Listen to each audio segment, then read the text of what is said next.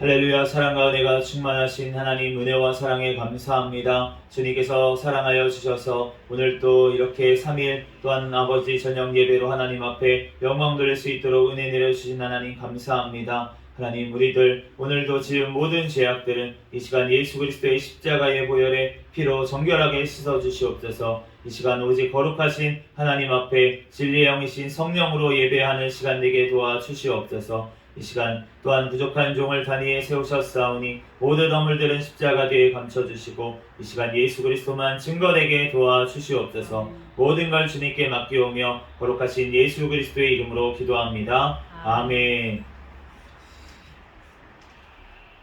오늘 마태복음 강해에는 일꾼들을 보내주소서라는 제목으로 하나님의 말씀을 전하겠습니다. 오늘 35절 말씀 같이 다시 읽어보겠습니다. 35절 시작. 예수께서 모든 도시와 마을에 두루 다니사 그들의 회당에서 가르치시며 천국 복음을 전파하시며 모든 병과 모든 약한 것을 고치시니라. 아멘. 네, 이 구절은 지금 마태복음 4장 23절 말씀에 우리가 봤던 그 구절하고 굉장히 닮아있는 구절인데 그 마태복음 4장 23절하고 다른 점은 무엇이냐면 이 마태복음 4장 23절에는 예수께서 온 갈릴리에 두루 다니사 이렇게 말씀하시고 나머지는 똑같습니다. 그들의 회당에서 가르치시며 천국 복음을 전파하시며 백성 중에 모든 병과 모든 약한 것을 고치시리. 뒤에는 똑같은데 그 온 갈릴리에 두루 다니사라고 이제 4장 23절에는 되어 있고 오늘 9장 35절에는 예수께서 모든 도시와 마을에 두루 다니사라고 말씀을 하고 있습니다.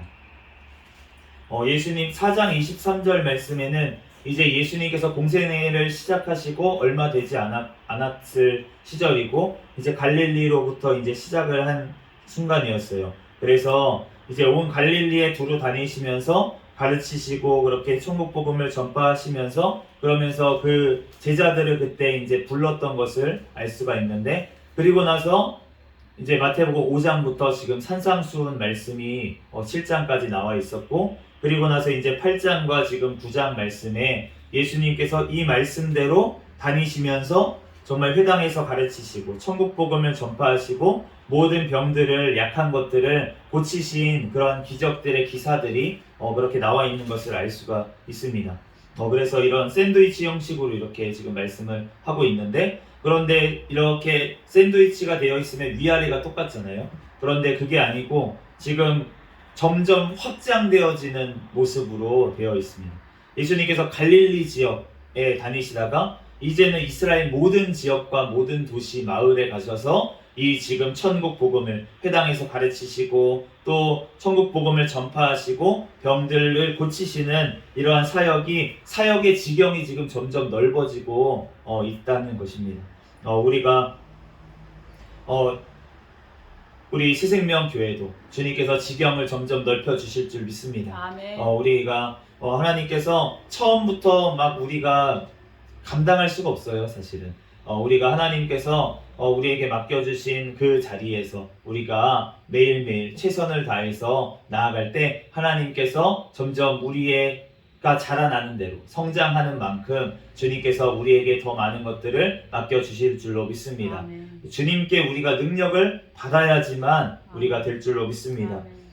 그런데 그 능력이라고 하는 것이 어떻게 주어지는지 우리가 봐야 될 것 같아요. 36절 말씀 한번 읽어보겠습니다. 시작. 무리를 보시고 불쌍히 여기시니 이는 그들이 목자 없는 양과 같이 고생하며 기진함이라.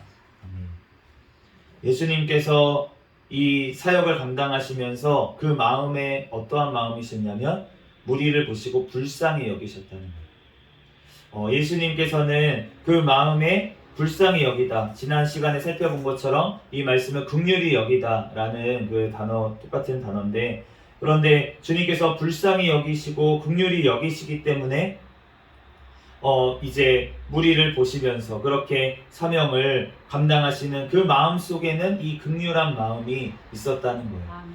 우리도 주님의 마음을 닮아야 될 줄로 믿습니다. 아멘. 긍휼히 여기는 자가 긍휼히 여김을 받는다고 말씀을 하셨어요. 우리가 이 땅에서 하나님의 이제 복음을 모르는 자들, 그런 자들을 봤을 때 우리가 긍휼히 여겨야 될 줄 믿습니다. 아멘. 우리가 얼마나 안타까워요. 잘 모르고 정말 영원한 지옥에 갈 생각하면 얼마나 끔찍합니까?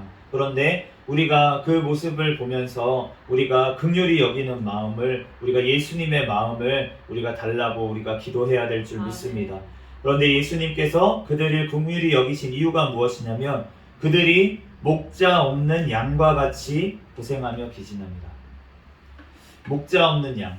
우리나라는 사실 양을 잘 안 키우는 나라라 가지고 이것이 잘 실감이 나진 않아요. 저도 양을 실제로 본 기억이 거의 없습니다. 뭐 동물원 같은 데서 봤나? 저는 강원도에 뭐 양떼 목장 이런 데도 가본 적이 없어가지고 이제 양을 본 적이 없는데 거의. 그런데 이 양을 치는 목자가 없는 양이라고 하는 것이, 그러면 우리가 다윗이 그 목자였잖아요. 목자였는데, 그런데 다윗의 증언이 뭐냐면은 내가 사자나 호랑이나 왔을 때 내가 그 맹수들과 싸웠다고, 그 양들을 지키기 위해서 그 맹수들과 싸워가지고 그 맹수들을 이제 물맷돌로 다 이제 쳐서 쫓아내고 이렇게 했다는 거죠. 그러면서 양을 지켰다는 거예요. 그런데 그렇게 목자가 있어야지 양을 지킵니다. 그런데 목자가 없어요. 양들이 그냥 있어. 그러면은 얘네는 눈도 잘 안 보인대요. 양들은 바로 코앞에 있는 것만 이제 보인다고 하더라고요. 그래서 눈도 잘 안 보이죠. 그렇다고 막 눈에는 잘 띄죠. 털이 이렇게 돼가지고. 그렇다고 뭐 빠르기를 하나. 여러 가지 뭐 양은 정말로 뭐 어떻게 몸을 숨길 수도 없고 키잖아요. 색깔이 막 희고 막 이러니까 어디 뭐 다른 풀 같은 데 숨을 수도 없고 색깔도 너무 눈에 띄고 뭐 잘하는 것이 아무것도 없는 것 같아요. 양이라는 동물 자체가. 그러니까 목자가 없으면은 이 양은 정말로 그냥 밥인 거예요. 다른 맹수들의 밥일 수밖에 없는 동물입니다.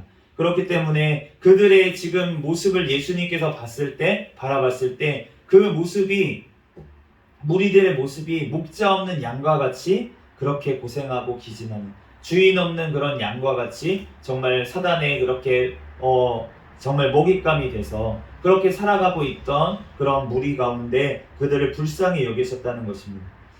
그런데 이 말씀이 예수님께서 이렇게 불쌍히 여기시고 이들의 목자가 되어 주신 줄로 믿습니다.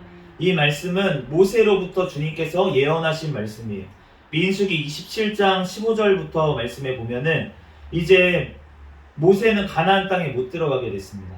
이제 느보산에서 멀리서 이제 가나안 땅만 바라보고 이제 하나님께서 너의 목숨은 이제 걷어가겠다. 너는 이제 못 들어간다. 가나안 땅에 들어가지 못한다. 이렇게 하나님께서 말씀을 하시니까 모세가 하나님 어떻게 그럴 수가 있습니까? 내가 어떻게 이렇게 고생해서 여기까지 왔는데, 이렇게 얘기할 법도 하잖아요. 한 번쯤 하소연 하나님하고 친하다면 하나님 대면하여 본 사람인데 모세가. 그런데 그 마음이 워낙 온유하고 하나님께서 그렇게 만져놓으셨기 때문에, 겸손하기 때문에 모세는 이렇게 기도를 합니다.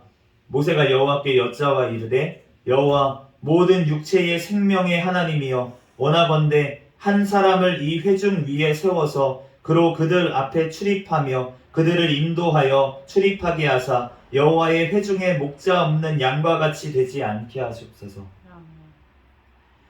그들이 목자 없는 양과 같이 되지 않도록 하나님께서 한 사람을 세워달라고, 일꾼을 세워달라고 그렇게 도고 기도를 한 것을 알 수가 있는데, 그런데 그 다음 구절에 바로 여호와께서 응답을 하세요. 모세에게 이르시되 눈의 아들 여호수아는 그 안에 영이 머무는 자니 너는 데려다가 그에게 안수해라. 눈의 아들 여호수아를 데려다가 그 한 사람으로 세우라고. 그런데 그 한 사람으로 세우는 그 이유가 무엇이냐면 그 안에 영이 머문다. 하나님의 영이 머무는 사람이 이 여호수아였다는 것입니다. 그래서 그를 세우라고 이렇게 말씀을 하시는데, 이 여호수아라는 이름이 이제 히브리어로 여호수아예요. 예호슈아 이렇게 얘기를 하는데 이제 우리나라로 음역해가지고 여호수아 이렇게 얘기를 하는데 이 히브리어로 여호수아라는 말이 이제 헬라어로 얘기를 하면은 이제 번역이 되면은 예수스입니다. 예수라는 이름, 그 이름이 바로 이 구약에는 여호수아라는 이름이에요. 그렇기 때문에 하나님께서 구원하신다, 자기 백성을 구원하신다 라는 이름을 가진 이 여호수아가 지금 모세의 다음 지도자로 세움받은 것이 그것이 하나님의 계획인 줄로 믿습니다. 하나님께서 왜 이렇게 하셨을까? 예수님만이 그 가나안 땅에 들어가게 하실 수 있다. 그 가나안 땅이 영적으로 우리가 봤을 때는 천국에 우리가 예수님으로 통해서 우리가 들어갈 수 있도록 한 지도자를 세우시겠다고 하는 하나님의 계획이신 줄로 믿습니다. 이게 왜 그냥 자의적인 해석이 아니냐면 신명기 18장 15절 말씀에 보면은 이렇게 하나님께서 말씀을 하세요. 내 하나님 여호와께서 너희 가운데 내 형제 중에서 너를 위하여 너와 같은 선지자 하나를 일으키시리니 너희는 그의 말을 들을지어다. 이렇게 하나님께서 말씀을 하시는데, 그런데 이 모세 사후에, 그러니까 신명기 34장 말씀에 보면은 이제 모세의 죽음에 대해서 나와 있습니다. 그리고 나서 모세 사후 이후에 나와 있는 신명기 34장 10절 말씀에 이렇게 말씀하고 있어요. 그 후에는 이스라엘의 모세와 같은 선지자가 일어나지 못하였나니 모세는 여호와께서 대면하여 아시던 자요. 이상하죠? 분명히 하나님께서 모세 다음의 후계자로 여호수아를 세우셨습니다. 그런데 지금 34장 10절에 뭐라고 증거하고 있냐면 그 후에는 이스라엘의 모세와 같은 선지자가 일어나지 못하였다. 그러니까 여호수아는 모세와 같은 선지자가 아니었다는 거예요. 그러면은 이 모세와 같은 선지자가 도대체 언제 나타났냐는 것입니다. 바로 예수 그리스도신 줄로 믿습니다. 예수님께서 바로 이 예언의 말씀대로 모세와 같은 선지자로서 이 땅에 오셔가지고 우리를 이끌어 가신 줄로 믿습니다.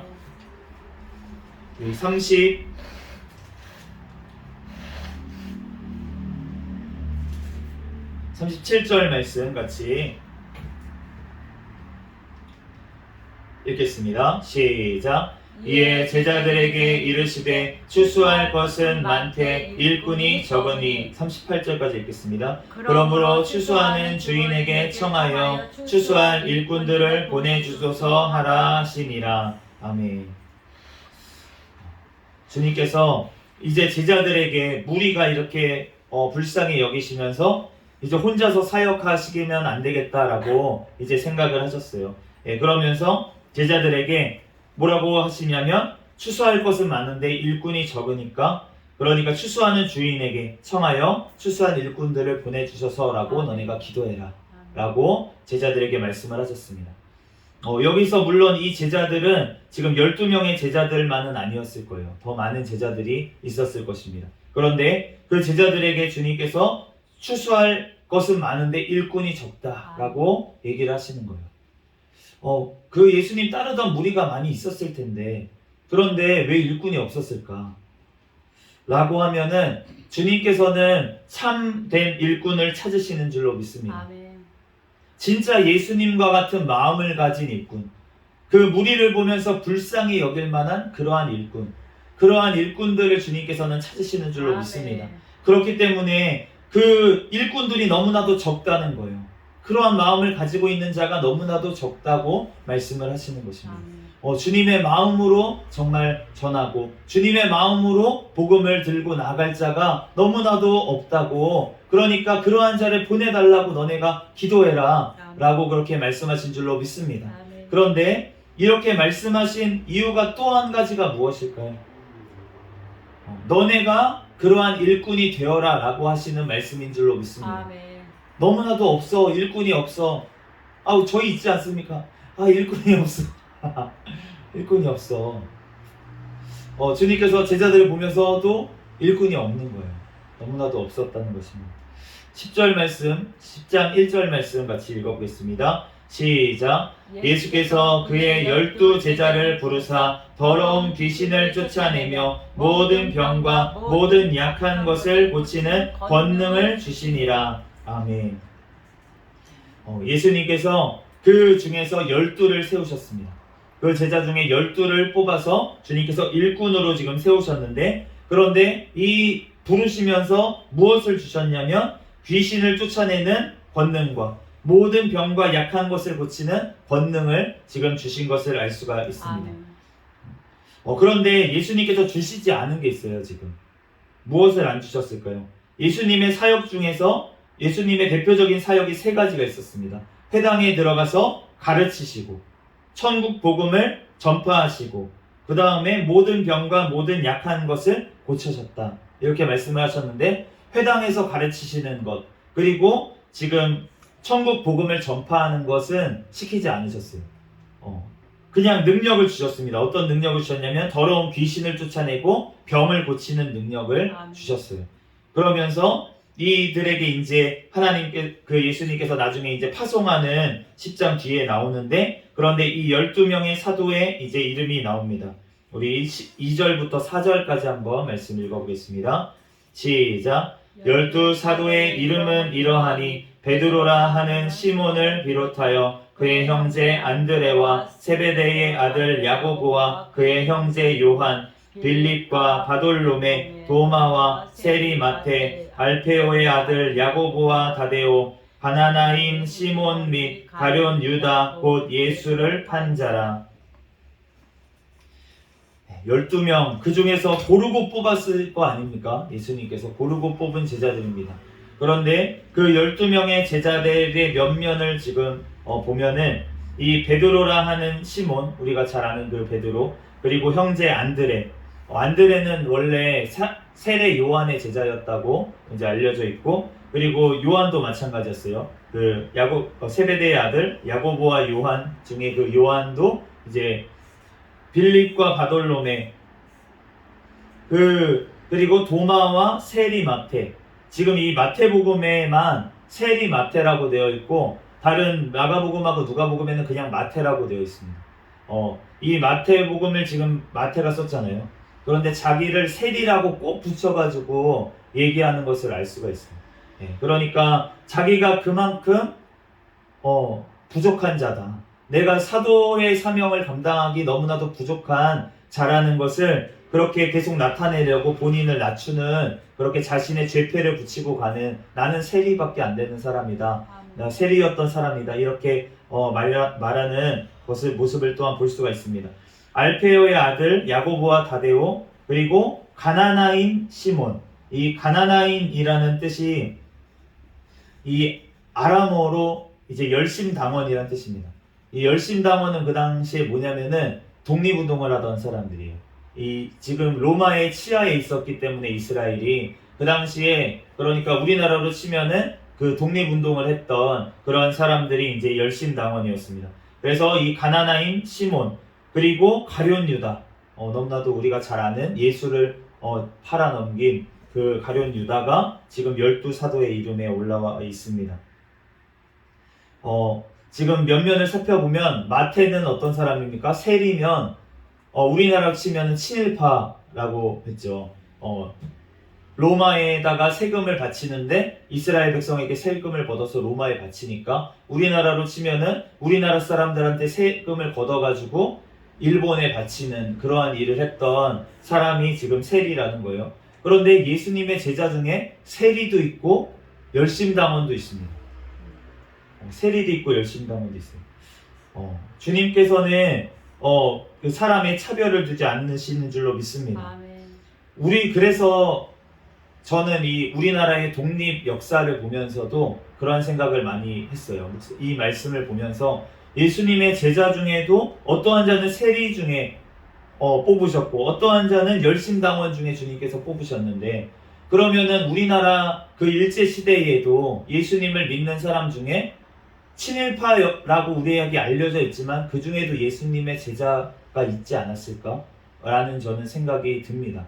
그러니까 독립운동을 한 분들만 우리는 높이고 그렇게 하지만 독립운동을 하는 분들 중에서도 그 중에 예수님의 제자가 있었을 것이고 또 제자가 아닌 사람들도 포함되어 있었을 것이라는 거예요. 그런데 물론 그러면서 한편으로는 그거와 상관없이 살았던 그 많은 서민들 중에 또 그 제자들이 있었을 것입니다. 그러니까 그분들이 복음을 그렇게 그 일제시대에도 지키고 그 주기철 목사님 같은 그런 교회 분들은 핍박을 받으면서도 목사님은 감옥에 갇혔고 교회는 예배 못 드리게 막 핍박하고 이러한 상황인데도 장로님이 예배 집례를 해서 예배를 드리고 이런 식으로 그렇게 산정현 교회가 나갔던 것을 알 수가 있는데 그러니까 그러한 그 심사참배를 반대하고 이렇게 했던 그런 무명의 많은 예수 그리스도의 제자들이 분명히 우리나라에도 있었다는 것입니다.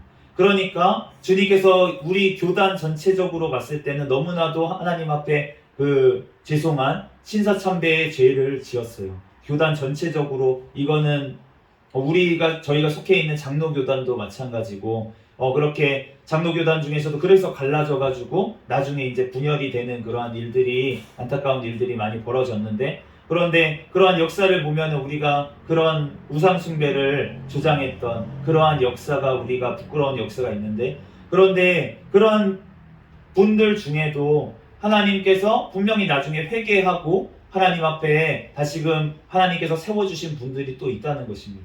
그렇기 때문에 그러한 것들을 무조건 우리가 겉으로 보이는 어떠한 것들을 가지고 우리가 그 사람을 정죄 판단해서는 안 될 줄로 믿습니다. 주님께서 그 제자 중에 세리가 무슨 예수님 제자야? 그렇게 할 수 있지만 그렇지 않다는 거예요. 주님은 세리 마태를 통해서 또 놀라운 일들을 하나님께서는 이루신 줄로 믿습니다. 또한 주님의 제자 중에 가룟 유다가 있다는 거. 12명의 일꾼들을 고르고 뽑은 그 중에 어떻게 예수님을 팔는 자가 나왔는지 그러니까 우리가 하나님 앞에 일꾼으로 세워지는 사람들 또 우리가 일꾼으로 세워졌다고 해서 우리가 주님 앞에 교만해서는 안 될 줄로 믿습니다. 우리는 주님 앞에 늘 겸손해야 돼요. 우리가 하나님께서 세워주시고 하나님께서 일꾼으로 뽑아주신 것이 너무나도 큰 은혜인 줄로 믿습니다. 그런데 우리가 이러한 가룟 유다와 같은 자가 어디든지 이 땅의 교회에는 섞여 있다는 것입니다. 그렇기 때문에 우리가 내가 그런 자가 아닙니까? 우리는 항상 주님 앞에 겸손히 나를 돌아보며 나아가라고 주님께서 이 가룟 유다가 그러한 역할을 지금 감당한 것을 알 수가 있어요. 우리가 예수님께서 그 자기를 팔 줄 아는 그 자를 권능을 주신 분이 누구십니까? 지금 예수님이 권능을 주셨다는 거예요.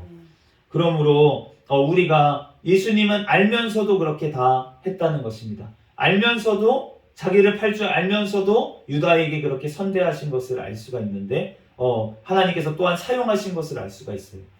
그러므로 우리도 또한 하나님 앞에 그러한 겸손으로 나아가야 될 줄 믿습니다. 또한 우리가 기도를 해야 돼요. 우리가 교회가 든든히 서가기 위해서는 우리의 힘으로는 할 수가 없습니다. 하나님께서 일꾼을 보내주셔야 되고 또한 내가 그러한 일꾼이 되어야 할진데 주님께서 그러한 기도를 할 때 주님께서 일꾼을 보내주실 건데 우리는 그 겉모습을 보고 판단해서는 안 될 줄로 믿습니다. 아무리 막 처음에 열심히 있는 모습이 있다고 하더라도 그 중에 예수님을 팔아 넘겼던 것처럼 그런 가룟 유다 같은 사람이 또 섞여 있을 수도 있다는 것이고 또 겉모습이 너무나도 초라하고 너무나도 연약해 보이고 그렇게 그러한 자라고 할지라도 베드로와 같이 하나님 앞에 그렇게 쓰임받는 자가 있을 수 있다는 것입니다. 그러므로 우리가 겉모습을 보고 판단하는 것이 아니라 하나님께서 우리에게 또한 보내주신 일꾼들 그 일꾼들과 함께 하나님의 뜻을 이루어가기 위해서 우리는 최선을 다해야 될 줄 믿습니다.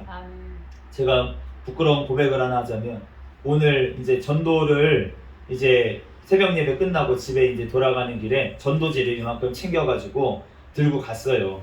들고 갔는데 제 개인적인 이제 일들을 처리를 하고 이제 뭐 주민센터도 잠깐 들리고 이렇게 은행도 들려야 되고 이렇게 들리면서 그래서 그거를 하고 나서 이제 가면서 해야지 하는데 마음이 안 생기는 거예요. 전도할 힘이 안 나는 거예요.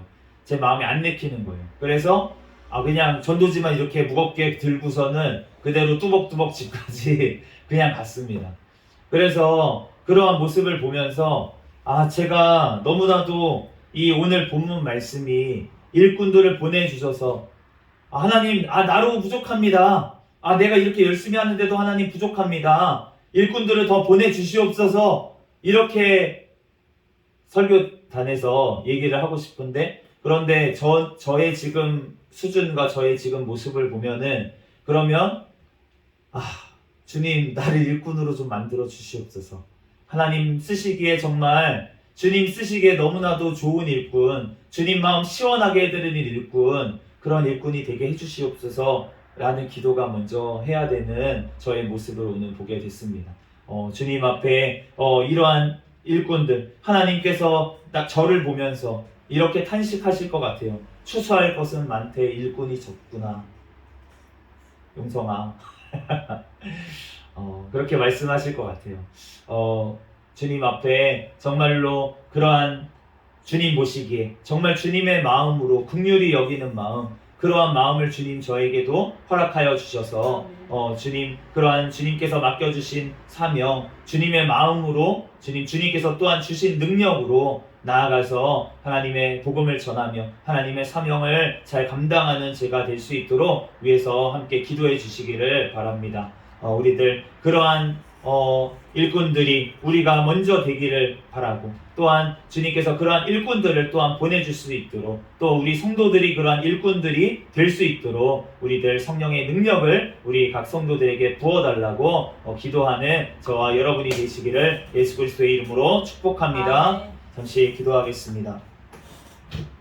할렐루야. 사랑과 은혜가 충만하신 하나님, 은혜와 사랑에 감사합니다. 주님께서 사랑하여 주셔서 하나님, 오늘 또한 주님께서 아버지 오늘 말씀을 통하여서 하나님 나의 아버지 부족한 아버지 모습을 고백하게 하신 주님의 은혜와 사랑에 감사합니다. 하나님, 주님의 아버지 진정한 일꾼이 되기를 원합니다. 아버지 주님의 아버지 하나님 또한 바라보는 아버지 영혼들을 바라보는 마음을 긍휼히 여기는 마음, 불쌍히 여기는 마음을, 지옥불에 아버지 하나님 떨어질 그 영혼들을 바라보며 안타까운 아버지의 마음을 허락하여 주시옵소서. 하나님 주의 사명 감당하는데 하나님 또한 능력을 주셔서 하나님 모든 귀신을 쫓아내 아버지의 권능을 허락하여 주시고, 하나님 또한 모든 병들을 고치는 아버지의 권능을 또한 허락하여 주셔서 하나님의 귀한 사명 감당하는데 조금도 부족함이 없도록 주여 성령의 충만한 능력을 더하여 주시옵소서. 주여 또한 아버지 하나님 함께 동역할 수 있는 귀한 일꾼들이 우리 새생명교회 또한 세워지게 하여 주시고, 하나님 또한 아버지 새로운 일꾼들, 아버지 일꾼된 가정들을 주님께서 보내주셔서 하나님 함께 아버지의 귀한 사명 감당할 수 있는 아버지 새생명교회가 되게 축복하여 주시옵소서. 성령 하나님께서 우리 가운데 함께 하시고 역사하실 줄 믿사오며 거룩하신 예수 그리스도의 이름으로 기도합니다.